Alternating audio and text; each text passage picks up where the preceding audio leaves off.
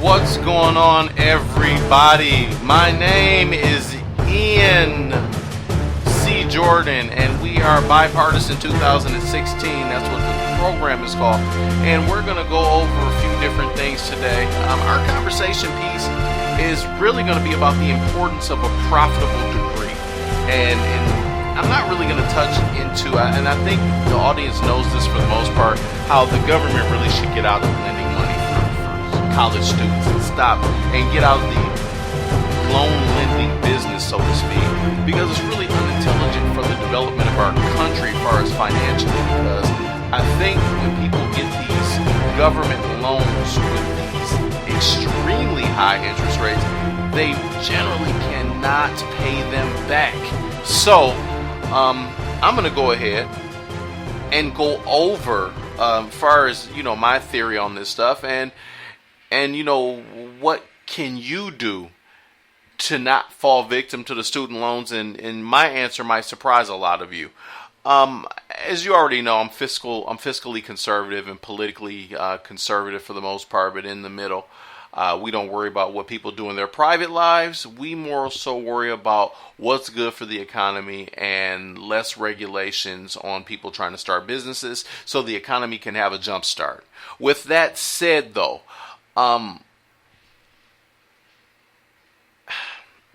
getting a good degree is extremely important. And the reason why getting a good degree is important because odds are you're not going to be able to pay for the loans when you get out of school if you do not get a good degree.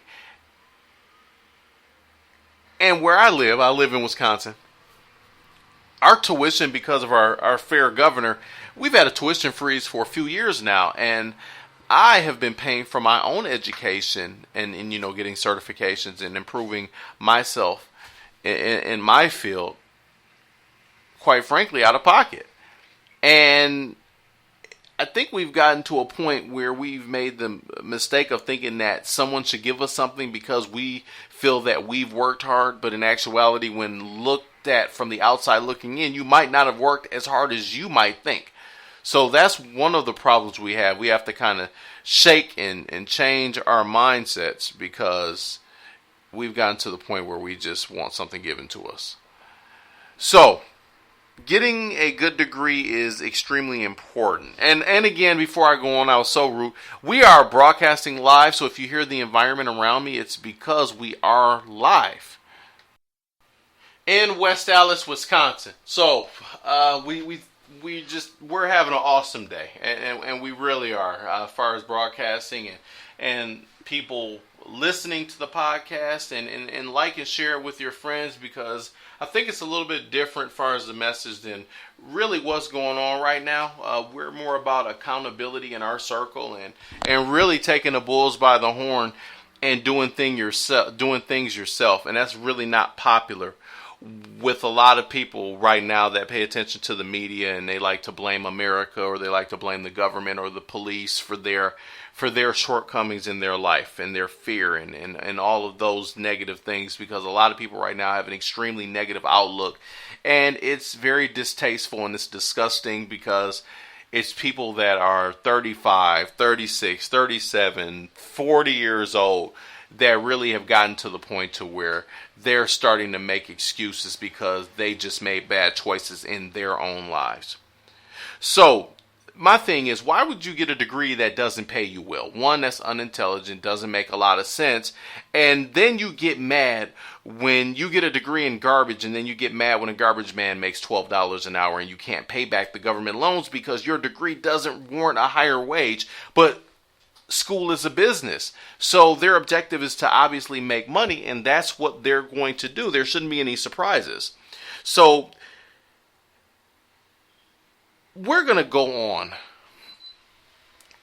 with, I don't want to play devil's advocate per se and come from that point of view, because I just don't want to do it. So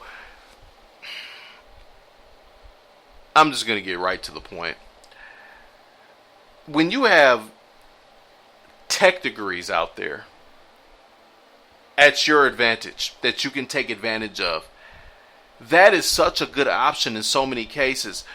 But these morons want to get a higher compensation for something that doesn't warrant a higher compensation because they don't want to get a tech degree or something like that because that is too much work. Because it's a fool's logic to think that you should get something for nothing. Even nowadays where the government seems to bail everyone out for everything, don't be fooled by the media. Don't be fooled. Companies will replace you with a kiosk before they will give you $15 an hour for something that's worth $8 an hour. The times have not changed.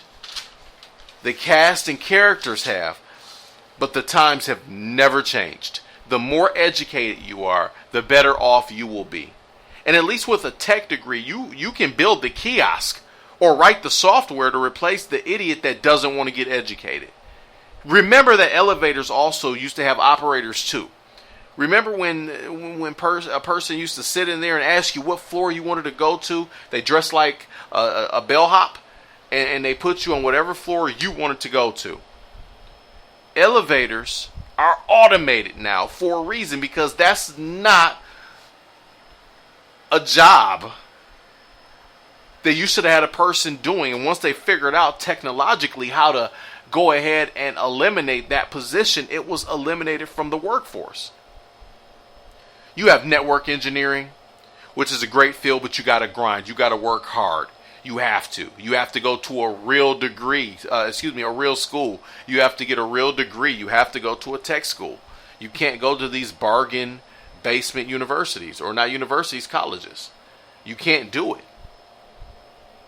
Another great field is software development. The STEM industry is a great industry to get into if you can really work hard, be good in math, and exercise some common sense. But it's too hard for a lot of people.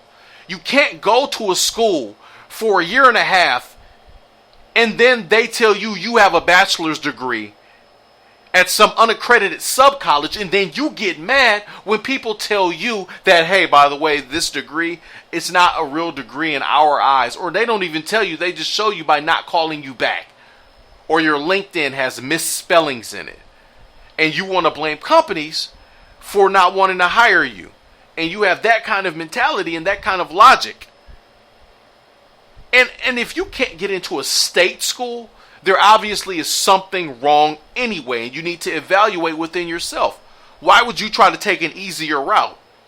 Probably because you're a person that has always taken an easier route. Employers see through it, and you won't stay you won't stay employed very long. Get certifications. They are basically money in the bank. But again, you have to work hard. You can't be a person that looks for excuses at every turn.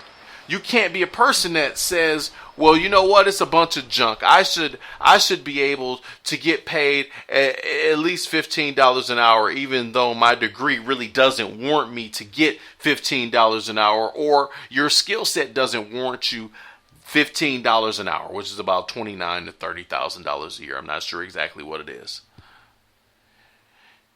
You have to be better. We have to be better than constantly blaming someone else.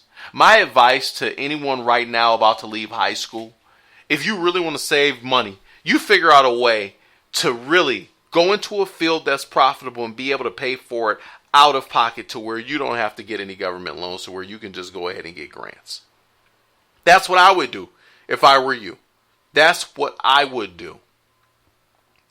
So, again, you know, our conversation pieces, we like to keep it within 10 minutes as far as to break down some of the things going on right now that are very, in my opinion, that's just extremely troubling, because we're in a situation now in America where I think that the masses are starting to really rely heavily on others doing the heavy lifting for them. Again, thank you for listening.